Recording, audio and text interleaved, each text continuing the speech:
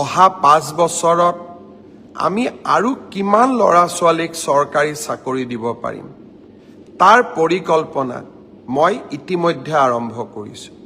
বিভিন্ন বিভাগৰ লগত কথা বতৰা পাতিছোঁ যে অহা 5 বছৰত আমি 2 লাখতকৈও অধিক ল'ৰা ছোৱালীক চৰকাৰী চাকৰি দিব পাৰিম নে নোৱাৰিম। অৰ্থাৎ মোৰ লক্ষ্য যে অসমৰ নিবনুৱা যুৱক যুৱতীয়ে কেতিয়াও আশাহত হ'ব নালাগে।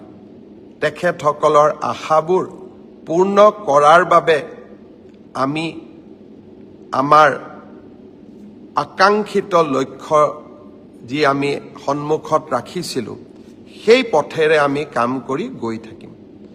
নৱেম্বৰ মাহৰ শেষৰ ফালে পুলিচৰ নিযুক্তিৰ বাবে আৰু কেইবা হাজাৰো পদ আমি মুকলি কৰি দিম।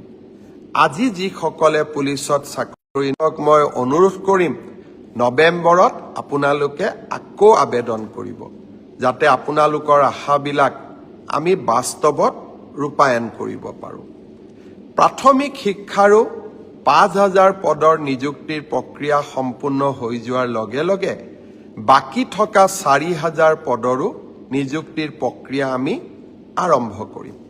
অৰ্থাৎ অসমৰ যুৱক যুৱতীৰ সপোনবিলাক পূৰণ কৰিবলৈ আমি আমাৰ প্ৰচেষ্টা অব্যাহত ৰাখিম।